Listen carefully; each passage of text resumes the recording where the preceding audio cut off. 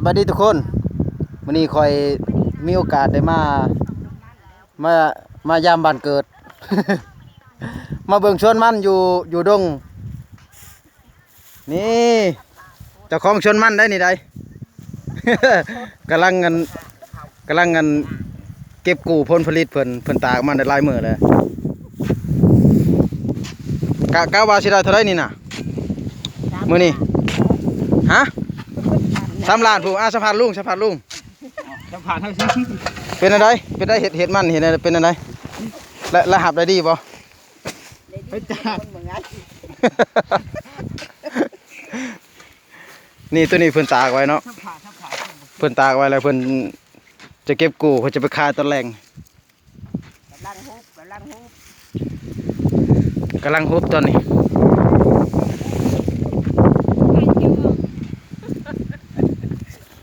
เพิ่นกำลังฮุบเพิ่นจะไปขายตอนแรงเนาะประมาณกิโลละ1,200บ่แม่กิโลละ1,200มันแห้งได้นี่กิโลละ1,200ถ้าเป็นมันดิบเขาเจ้าบ่ซื้อบ่มันดิบเขาเจ้าบ่ซื้อถ้าบ่ซื้อก็ตกอยู่ประมาณกิโลหนึ่ง300 กีบเนี่ยประมาณนี้แหละ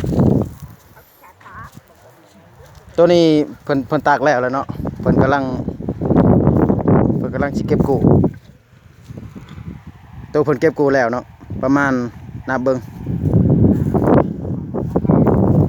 4 6 8 10 12 14 16 18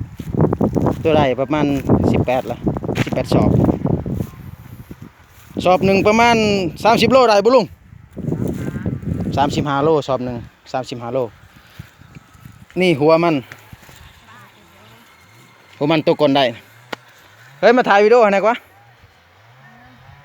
ไป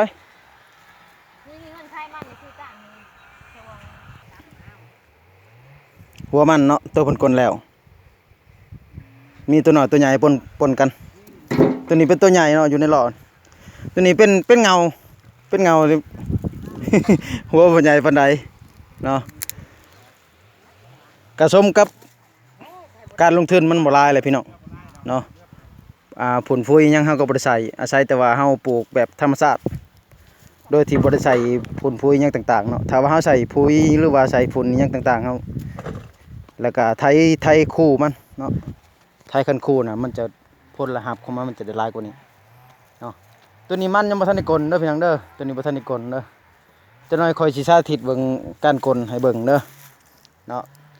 ตัวนี้ยังบ่ทันได้กลตัวนั้นเพิ่นกลแล้ว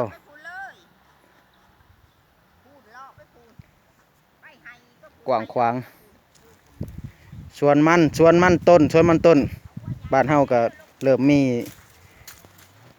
มหันมาเฮ็ดมันต้นหลายเนาะเพราะว่า